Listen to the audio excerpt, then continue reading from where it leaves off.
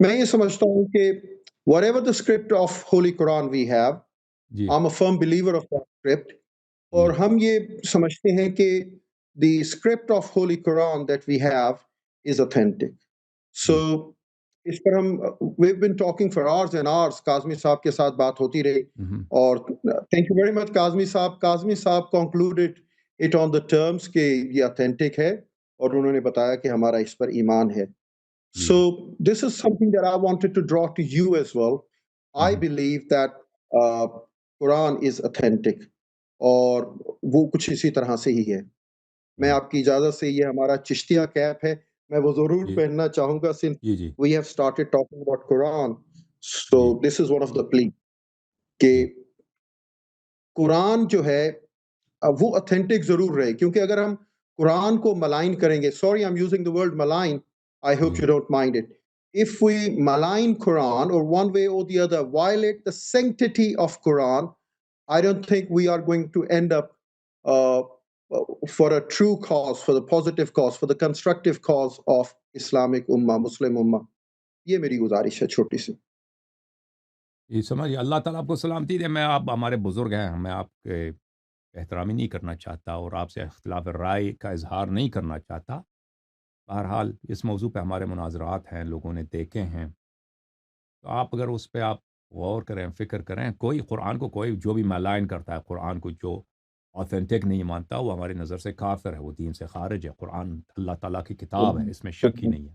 ایسی جو گفتگو قرآن کے ایک کاظمی حرف صاحب نے کو قرآن کے ایک جملے کو خطا بولے یا قرآن کے ایک جملے کو نہ مانے اس پہ نقد کرے وہ دین سے خارج ہے بلا شک بلا ریب. اہل بیت طاہرین علیہم الصلاۃ والسلام کی بہت ساری احادیث ہیں قرآن کی فضیلت میں. قرآن روز قیامت شفیع ہوگا. قرآن کو پڑھنا عبادت ہے. قرآن کی طرف دیکھنا عبادت ہے. قرآن کو ساتھ گھر میں رکھنا عبادت ہے اور قرآن پہ غور کرنا تدبر کرنا تفکر کرنا ہر مسلمان کا فریضہ ہے. قرآن کو سیکھنا ہر مسلمان کا فریضہ ہے. یہ اہل بیت طاہرین علیہم السلام نے جو فرمایا یہ ان کے پاس شیعوں کے پاس مزید نسخے نہیں تھے یہی نسخے تھے یہی اسکرپٹس تھے انہی کے متعلق فرمایا. لیکن اس کے باوجود کیا یہی سارا قرآن ہے؟ یعنی حرف یہ بات اس پر ہے نا کہ ایک تو آرڈر ہے قرآن کی جو ترتیب ہے یا یہی ترتیب اللہ اور رسول صلی اللہ علیہ وسلم کی جانب سے ہے. اور یہ کہ کیا قرآن دیکھیں اب قرآن سارے یہ اللہ کا کلام ہے لیکن کیا ایسے جملے ہیں جو نبی صلی اللہ علیہ وسلم پہ نازل ہوئی تھی جو موجودہ قرآن میں نہیں ہے. ٹھیک ہے نا بات اس پر ہے یہ تو اس میں تو نزاع ہی نہیں کہ جو موجودہ قرآن ہمارے پاس ہے کہ اللہ تعالیٰ کی کتاب اسی کو میں پڑھتا ہوں بھائی اسی قرآن کو اس سبحان تلاوت کو اللہ میں سبحان اپنا اللہ. فریضہ سمجھتا ہوں.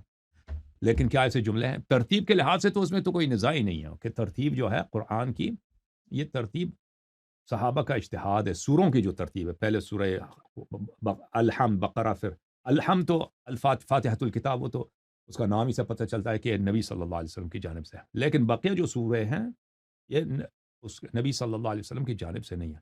لیکن سوروں کے درمیان جو ترتیب آیات ہیں اس پر بھی ہر جگہ یہ ثابت نہیں ہے کہ یہ ترتیب اس میں صحابہ کا اجتہاد شامل نہیں ہے. بہت سارے شواہد ملتے ہیں کہ آیات جو داخل سورہ ہیں اس میں بعض جگہوں پر صحابہ کا اجتہاد ہے تو انہوں نے اپنی ثوابدید سے کیونکہ یہ نبی صلی اللہ علیہ وسلم کے بعد جمع ہوئی ہیں اپنی ثوابدید سے آیات کو جہاں پہ انہوں نے مناسب رکھنا سمجھا ہے وہاں پہ رکھا اس کے احادیث بھی زیادہ ہے. تو ترتیب کے لحاظ سے ہمارا یہ عقیدہ ہے. سبحان جہاں اللہ. تک جہاں تک آپ نے یہ ہے بہت کہ جی سر یہ بات ہے کہ قرآن میں سے کیا کچھ ایسے الفاظ ہو سکتے ہیں ایسے آیات ہو سکتے ہیں جن کو موجودہ قرآن میں شامل نہیں یعنی جمع قرآن میں اس کو شامل نہیں کیا گیا کیونکہ قرآن کو جمع کرنا یہ نبی صلی اللہ علیہ وسلم نے تو انجام نہیں دیا نا. یہ تو نبی صلی اللہ علیہ وسلم کے وفات کے بعد صحابہ نے انجام دیا. صحابہ معصوم نہیں ہیں. صحابہ اس طرح نہیں کہ وہ معصوم ہے کیا ان میں سے کچھ آیات چھوٹ گئی یا نہیں گئی. تو اگر ہم صحابہ کے اپنے الفاظ پہ چلے جائیں نا تو ان کے الفاظ تو وہ تو خود وہ جو شاہد تھے جن کے زمانے میں قرآن جمع کی گئی وہ خود کہتے ہیں کہ بہت سارے آیات ہیں جو موجودہ قرآن میں وہ شامل نہیں کی گئی ہیں. وہ نہیں کہتے یہ جملہ بڑا اہم ہے وہ نہیں کہتے کہ منسوخ التلاوہ ہیں یعنی یہ قرآن کے طور پہ اتری گئی تھی لیکن بعد میں اللہ نے کہا کہ اس کے قرآنیت لغو ہے اب اس کو پڑھنا جو ہے مستحب نہیں اس کا پڑھنا قرآن کا جز نہیں میں نے نکال دیا. صحابہ یہ نہیں کہتے یہ منسوخ التلاوہ یہ بعد میں علماء نے ایجاد کیا، علماء کی ابتدا ہے کہ قرآن میں سے بعض ایسے آیات ہیں جن کو ان کی قرآنیت ختم ہو گئی ہے، کیونکہ علماء نے دیکھا کہ بہت سارے صحابہ کے اقوال ہیں کہ مثلا سورہ احزاب، سورہ بقرہ جتنی لمبی ہوتی تو وہ باقی کہاں گیا بھائی؟ کیا اس کی یہی جسٹیفیکیشن بنا دیا گیا، یہی توجیہ کی گئی اس کی کہ بھئی یہ اس کی قرآنیت خود اللہ نے ختم کر دی۔ اللہ نے نبی صلی اللہ علیہ وسلم سے کہہ دیا کہ بھئی یہ نسخ ہے، اب اس کی کوئی حدیث نہیں ہے، اس کو علماء نے یہ توجیہ کر دیا۔ تو جو اگر ہم جن لوگوں نے قرآن جمع کیا، جس کے زمانے میں قرآن جمع کیا گیا اور جس طرح سے قرآن جمع کیا گیا، اگر اور ہم ان کی اپنے پولیٹیکل امبیشنز دیکھیں کہ مثلا نبی کریم صلی اللہ علیہ وسلم بستر بیماری پر ہیں، کہتے ہیں میں وصیت لکھنا چاہتا ہوں، اگر میں وصیت لکھ دوں کوئی گمراہ نہیں ہوگا، تو وہ مخالفت کرتے ہیں، کہتے ہیں کہ یہاں پہ ازیان کہا جا رہا ہے۔ تو ایسے لوگوں سے بعید نہیں ہے، کوئی مشکل چیز نہیں ہے کہ وہ اور یہ پرانے امتوں کے ساتھ بھی ہوا ہے، ٹھیک ہے نا؟ جو پرانی امتیں تھیں کہ انہوں نے اپنے نبی صلی اللہ اپنے انبیاء کی انہوں نے شریعت کو چینج کیا، اس کے کتابوں کو چینج کیا۔ ہماری شریعت تو چینج ہوئی، اس میں تو شک ہی نہیں ہے۔ یعنی مسلمانوں کے دین میں بدعت شامل، اب شیعوں کی دین بغیر بدعت کی یا اہل سنت کی دین وہ الگ بات ہے، لیکن یہ کہ اسلام میں بدعت شامل ہوئی، اس میں تو شک ہی نہیں ہے نا۔ کوئی کہتا ہے تراویح بدعت ہے، کوئی کہتا ہے عزاداری بدعت ہے۔ بدعت دین میں تو یہ تو ہے، اس میں شک ہی نہیں ہے۔ جیسے پرانے امتوں نے دین میں بدعت داخل کیا نا، مسلمانوں نے اپنی دین میں بدعت تو بڑھ رہی ہے، اسی طرح 72 فرقے ہیں ایک دوسرے کی تکفیر کر رہے ہوتے ہیں۔ تو یہ قرآن مجید میں سے کوئی آیات کم ہوئے یا نہیں ہوئے ہیں، تو یہ بات میں نے جو پڑھا ہے، تحقیق کی ہے، تو دیکھیں اکثر علماء امت کے پاس جائے نا، یعنی میرے علاوہ شاید کوئی آپ کو بتائے کہ قرآن میں کمی ہوئی، کوئی نہیں کہتا۔ سب یہی کہیں گے آپ کو، یہی ان کے نعرہ زبانی رٹا لگا دیا، قرآن کامل ہے، قرآن کامل ہے، کوئی اس کے خلاف کر دے کفر ہے۔ دلیل مانگ رہے ہیں، دلیل کسی کے پاس نہیں ہے، دلیل کسی سوائے سے انا نحن نزلنا الذکر وانا لہ لحافظون، اور اس کے یہ معنی نہیں بنتے جو یہ کہہ رہے ہیں، ٹھیک ہے نا؟ تو عرض یہ ہے کہ اگر قرآن مجید میں سے آیات نکالی گئی ہیں سیاسی مصالح، سیاسی منافع کے بنا پر، اگر امام حسین علیہ السلام کو تشنہ زبان کے ساتھ ذبح کیا جا سکتا ہے، جس کو نبی صلی اللہ علیہ وسلم اپنے کندھوں پہ لے کے جاتے تھے، جس کو نبی صلی اللہ علیہ وسلم اپنے سجدے میں جاتے تھے تو وہ نبی صلی اللہ علیہ وسلم کے کاندھے پہ چلے جاتے تھے، اور نبی صلی اللہ علیہ وسلم سجدہ طولا نہیں کرتے تھے، طول دیتے تھے۔ اگر ان کو ذبح کیا جا سکتا ہے تو دیکھیں ایسے مسلمانوں کے لیے قرآن کی ایک آیت کو اپنی سیاسی مصالح کے لیے نکالنا کوئی مشکل کام نہیں ہے۔ جو لوگ نبی صلی اللہ علیہ وسلم کو بستر بیماری پہ کہہ سکتے ہیں کہ یہ نستجیر باللہ ہذیان کہہ رہے ہیں، تو وہ قرآن جمع کرتے وقت ایک آیت جو ان کی سیاست کے خلاف ہو اس کو قرآن میں شامل نہ کریں، اس کو سویپ اٹ انڈر دی رگ، ان کے لیے کوئی مشکل کام نہیں ہے۔ جو لوگ نبی کریم صلی اللہ علیہ وسلم کے گھر پہ آگ لے کے جا سکتے ہیں کہ ہم اپنی حکومت بنانے کے لیے حضرت زہرا سلام اللہ علیہا کے گھر کو آگ لگانا پڑے، لگا دیں گے بھائی، لگا دیں گے، کوئی نہیں۔ تو وہ ایک آیت کو کہیں سے مثلا چھپا، یہ مسلمانوں نے دیکھیں، یہ مسلمانوں سب کا عقیدہ ہے کہ نبی کریم صلی اللہ علیہ وسلم جب غزوہ تبوک سے واپس آ رہے تھے تو ان پہ جارحانہ حملہ، قاتلانہ حملہ ہوا، اور یہ ان کی حیات کے آخری 2 سال میں کس نے حملہ کیا تھا ان کو قتل کرنے کے لیے۔ قرآن کی آیت بھی موجود ہے، وَهَمُّوا بِمَا لَمْ يَنَالُوا، ہمو بما لم ينالوا، یہ سورہ توبہ میں جو ہے، یعنی نبی صلی اللہ علیہ وسلم کو قتل کرنے کی کوشش کی، 12 صحابہ اس میں شامل تھے۔ جو لوگ پیغمبر کو قتل کر سکتے ہیں، وہ لوگ اگر قرآن کی آیت ان کی سیاست کے فائدے میں نہ ہو، مفادات میں نہ ہو، اس وقت قرآن تو کسی کے پاس تھا نہیں نا، قرآن تو جمع نہیں ہوا تھا۔ اور یہ جو غلط فہمی پھیلا دی گئی کہ صحابہ بوم میں ہزاروں کے تعداد میں حافظ قرآن تھے، یہ جھوٹ ہے۔ ایک صحابی بھی حافظ قرآن نہیں تھا، سوائے امام علی امیر المؤمنین علیہ السلام کے کوئی صحابی حافظ قرآن نہیں تھا۔ یہ کوئی نہ حدیث کچھ بھی نہیں، ایسے جھوٹ پھیلا دیا کہ ہزاروں۔ اب آپ کے آج کے زمانے میں حافظ قرآن بہت زیادہ، ہر گلی کوچے میں کچھ آپ کو حافظ قرآن ملیں گے۔ اس زمانے میں حافظ قرآن کوئی نہیں تھا، پڑھنے والے بھی کم تھے، یعنی 99.99% لوگ کیا تھے؟ ان پڑھ تھے۔ قرآن کا نسخہ کسی کے پاس نہیں تھا، قرآن کو لکھا تھا تختی پہ، لکھا تھا ہڈی پہ، لکھا تھا، وہ ایک جگہ جمع نہیں تھا۔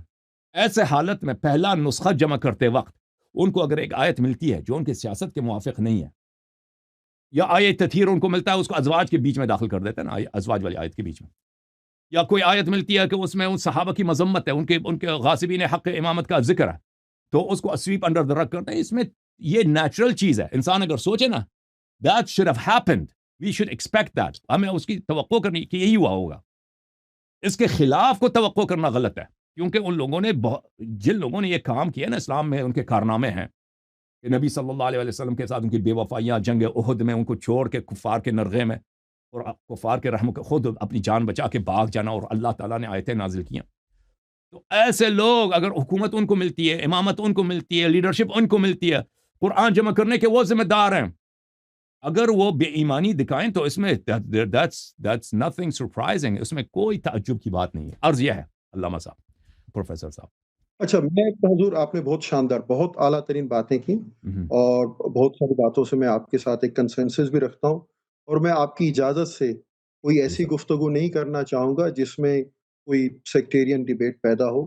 اگرچہ میں اہل سنت والجماعت سے تعلق رکھتا ہوں، but I've got right number of friends in Shia sect as well. In fact, I love them and I go along with them and I pay them great respect. So on the same pattern, I'm not going to run into any sectarian details. اب میں آپ کے سامنے ایک چھوٹی سی مثال رکھتا ہوں. جی سر. جب حضرت امام حسین علیہ الصلاۃ والسلام کی شہادت ہوئی، آپ کے ساتھیوں کی شہادت ہوئی، اہل بیت علیہ الصلاۃ والسلام کے خاندان میں شہادت ہوئی، تو اس وقت جو دنیا کا طریقہ کار تھا، انہوں نے نہ صرف حضرت امام حسین علیہ السلام کو شہید کر دیا. لفظ قتل والے صاحب منع کرتے تھے کہ نہ بولیں حضرت امام حسین علیہ السلام کے لیے، تو میں بھی کوشش کر رہا ہوں کہ لفظ قتل نہ بولوں. نہ صرف ان کو شہید کر دیا، بلکہ اپنے تئیں تو انہوں نے آپ کا نام و نشان ہی مٹا دیا. اور آنے والی ہسٹری میں وہ امیہ اتنے اسٹرانگ ہو گئے تھے، بنو امیہ، کہ شاید اس وقت کوئی بندہ بیٹھ کر جس کی سطحی سوچ ہو، وہ سوچ بھی نہیں سکتا تھا کہ یہ لوگ کیسے پلٹ کے آئیں گے. لیکن کیونکہ اللہ کے راہ میں حضرت امام حسین علیہ السلام اپنے گھر والوں کے ساتھ شہید ہوئے، اپنے ساتھیوں کے ساتھ شہید ہوئے، تو پھر کتنا نام بلند کیا اللہ تعالیٰ نے. ہم بندوں کی کوئی جرت نہیں ہے، ہماری کوئی طاقت نہیں ہے، حضرت امام حسین علیہ السلام کا نام اللہ تعالیٰ نے بلند کیا ہے. دنیا کے ہر بر اعظم میں حضرت امام حسین علیہ السلام کے نعرے لگتے ہیں. صرف مسلمان آپ کو نوبل نہیں سمجھتے، بلکہ غیر مسلم بھی آپ کو نوبل سمجھتے ہیں. میں نے خود کئی غیر مسلموں سے حضرت امام حسین علیہ السلام کی شان میں کہے ہوئے الفاظ سنے ہیں. تو یہ جو اتنی بڑی شان حضرت امام حسین علیہ السلام کو ملی ہے، یہ اصل میں اللہ تعالیٰ نے پریزرو کی ہے ان عظیم ہستیوں کی. تو جس طرح سے نام امام حسین کو اللہ تعالیٰ نے ڈوبنے نہیں دیا، جیسے ذات امام حسین کو، یہ ذکر کو اللہ تعالیٰ نے زندہ رکھا ہے، تو بالکل اہل بیت سے جڑا ہوا قرآن ہے. جس طرح سے اہل بیت کو اللہ تعالیٰ نے بہت بڑی زندگی دی ہے، بہت بڑی شان دی ہے، بہت بڑی حفاظت کی ہے، بالکل اسی طرح سے اللہ تعالیٰ نے قرآن مجید کی سینکٹیٹی کو بھی محفوظ رکھا ہے، قرآن مجید کی اتھینٹسٹی کو بھی محفوظ رکھا ہے. جب ہم کاظمی صاحب کے ساتھ بات کر رہے تھے کہ وہ جو نزولی ترتیب ہے ظاہر ہے وہ الگ ہے، جو کتابی ترتیب ہے وہ ظاہر ہے الگ ہے. میں آپ کی اجازت سے وہ جو سرٹن ڈیٹیلز، سرٹن کانٹینٹس جو آپ نے بولے ہیں، جو انفیکٹ ہمارے اور آپ کے درمیان، ہمارے سے مراد ہے میں اہل سنت والجماعت سے ہوں، اور شیعہ کے درمیان ہے، اس کو چھیڑے بغیر، اس کو ذکر کیے بغیر، اگر میں یہ کہوں کہ جو ہمارے پاس in fact the unity of Quran and اہل بیت ہے، اصل میں یہ ہماری بنیاد ہے، اسلام کی بنیاد ہے، ہماری امت کی بنیاد ہے، ہماری فلاح اسی کے ساتھ ہے. ہم میں سے جو بندہ اہل بیت علیہم الصلاۃ والسلام کے ساتھ منسلک رہے گا، اسی کی بقا رہے گی، اور جو ان سے دشمنی کرے گا وہ اس جہان میں بھی ناکام ہوگا، اس جہان میں بھی ناکام ہوگا، اس کا نام و نشان بھی نہیں رہے گا. اور اسی طرح سے قرآن کے ساتھ جڑ جانا، قرآن کی سینکٹیٹی کے ساتھ جڑ جانا، قرآن کی اتھینٹسٹی کے ساتھ جڑ جانا، وہ بھی ہماری امت کی ایک بقا کی علامت ہے. مجھے یہ جو موقع ملا ہے نا، میں اس موقع کا بہت بڑا فائدہ اٹھانا چاہتا ہوں. اگر میں حسن اللہ یاری کے سامنے آ کر بیٹھا ہوں تو میں اس سے جھگڑنے کے لیے نہیں آ کر بیٹھا ہوا، اور میں فضول گفتگو میں حسن اللہ یاری صاحب کا بھی ٹائم ضائع نہیں کرنا چاہتا، اپنا ٹائم بھی ضائع نہیں کرنا چاہتا. اور میں جانتا ہوں کہ حسن اللہ یاری کا کتنا مقام ہے، کتنا علم ہے. Hasan Allah Yari in fact can lead whole of the nation, whole of the ummah into a great success. تو وہ جو certain content ہے آپ کی بہت ساری کہی ہوئی باتوں سے ہم consensus بھی رکھتے ہیں. There is no difference of opinion between the two sects in fact on certain grounds. میں خود کو تھوڑا سا جو یونیک ڈسکریمنیٹ کرتا ہوں, I always keep on talking about Chishtiya order. ہم لوگ جو چشتیہ ہیں, ابھی کاظمی صاحب سے گفتگو ہو رہی تھی تو میں نے انہیں یہ کہا کہ کاظمی صاحب فلاں فلاں چیزوں میں تو ہم جو چشتیہ ہیں آپ شیعوں سے زیادہ بڑے شیعہ ہیں. تو اس بات پر انہوں نے بہت محظوظ ہوئے اور انہوں نے اس بات کو انجوائے کیا. میں نے کہا ہم مولا علی کے ترانے سارا دن گاتے ہیں, ہم مولا علی کے ترانے ہر یوم میں گاتے ہیں, ہر نہر میں گاتے ہیں, ہر لیل میں گاتے ہیں. ہمارے ہاں درباروں پہ جیسے پاک پٹن شریف ہے پاکستان میں, اور ہندوستان میں اجمیر شریف ہے اور دہلی شریف ہے, وہاں پہ مولا علی کے ترانے ساری ساری رات گائے جاتے ہیں. یہ ساری چیزیں جو ہیں ہمارے اوپر ایک امپیکٹ رکھتی ہیں, اور وہ ہمارا امپیکٹ یہ ہے کہ ان میں ہدایت ہے. جو مولا علی سے اٹیچ ہو گیا, جو ائمہ کرام سے اٹیچ ہو گیا, جو اہل بیت کا تقدس اپنے دل میں رکھتا ہے, ان کی عقیدت دل میں رکھتا ہے, تو اللہ تعالیٰ اسے ضرور بچائے گا. تو اس صورتحال میں یہ سمجھتا ہوں کہ جس طرح سے ہماری سینکٹیٹی کو محفوظ کیا گیا ہے اہل بیت علیہم الصلوۃ والسلام, اسی طرح سے اللہ تعالیٰ نے اس قرآن کی بھی حفاظت کی ہے. اللہ تعالیٰ نے اہل بیت کے نام کی حفاظت کی ہے, اہل بیت کے ذکر کی حفاظت کی ہے, اہل بیت کی شان کی حفاظت کی ہے, اہل دیکھیں بیت کے فضائل. اللہ تعالیٰ نے غیبی طریق سے اہل بیت علیہ السلام کی حفاظت نہیں کی ہے. امام علی علیہ السلام شہید ہو گئے, حضرت زہرا سلام اللہ علیہ شہید ہو گئی, امام حسن علیہ السلام شہید ہو گئے, امام حسین علیہ السلام اپنے اہل بیت علیہ السلام کے ساتھ یعنی بہت ہی دردناک طریقے سے, کہ ان کا یہ زخم کبھی ہم نہ بھولیں گے, وہ شہید ہوئے. اسی طرح بقیہ ائمہ طاہرین علیہم السلام. اللہ تعالیٰ نے پہلے بھی کتابیں نازل کی تھیں, تورات نازل فرمائے, انجیل نازل فرمائے, صحف ابراہیم موسیٰ. ان سب کا ہمارا عقیدہ یہ ہے کہ امت والوں نے ان کو چینج کیا. اور یہ صرف قرآن نہیں ہے جو اللہ نے نازل کیا, پوری شریعت اللہ کی جانب سے. مسلمانوں نے شریعت کو تو چینج کیا ہوا نا, یہ تو اس میں تو سب کا عقیدہ کہ شریعت میں بدعتیں ہیں. اہل حدیث و حنفیوں کو کہتا ہے یہ بدعتی ہے, بدعتی اہل احناف کہتے ہیں, ان کو کہتے ہیں کہ یہ بدعتی ہیں, اہل حدیث کو کہتے ہیں بدعتی ہے. آپس میں ایک دوسرے کے ساتھ جھگڑا. یہ تو ایک تو بدعتی تو ہے, اس میں تو کوئی شک ہی نہیں ہے. تو یہ کہ اللہ تعالیٰ نے قرآن کو اہل بیت علیہ السلام کو حفظ کیا ہے, تو قرآن کو بھی حفظ کیا. یہ ایک قیاس ہے, اور یہ قیاس بھی دیکھیں اس لحاظ سے یہ درست نہیں ہے, کیونکہ اللہ تعالیٰ نے اہل بیت علیہ السلام کو کوئی اعجاز کر کے محفوظ نہیں کیا. جب لوگوں نے امام علی علیہ السلام کے خلاف لشکر نکالا ہے, تلوار نکالا ہے, تو وہ آئے, انہوں نے اپنی جنگیں بھی لڑی ہیں, امام علی علیہ السلام کے اصحاب کو شہید بھی کیا ہے, اور آخر میں امام علی علیہ السلام کو خود کو بھی شہید کیا. اسی طرح امام حسن, امام حسین, بقیہ ان کے سارے فرزند شہید ہو گئے.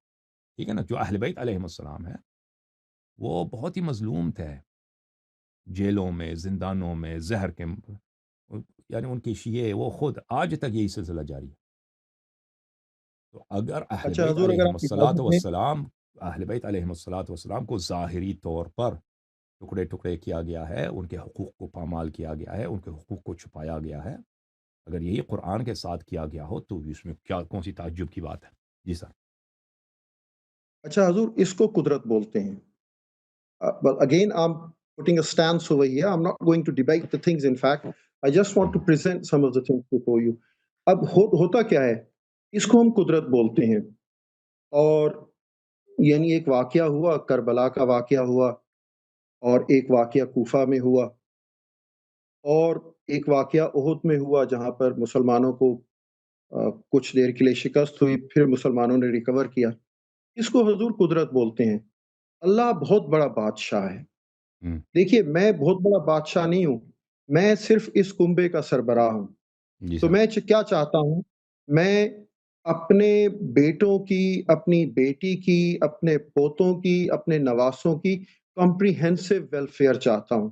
کیونکہ میں ایک چھوٹا سا بادشاہ ہوں, اس کنبے کا نا میں چھوٹا سا بادشاہ ہوں, تو جو میرا ویژن ہے نا وہ بہت چھوٹا ہے. تو میں اپنے کنبے کی, میں اپنے بیٹے, اپنے بیٹی, اپنے پوتے, اپنے نواسے, سب کی کمپریہنسو ویلفیئر چاہتا ہوں.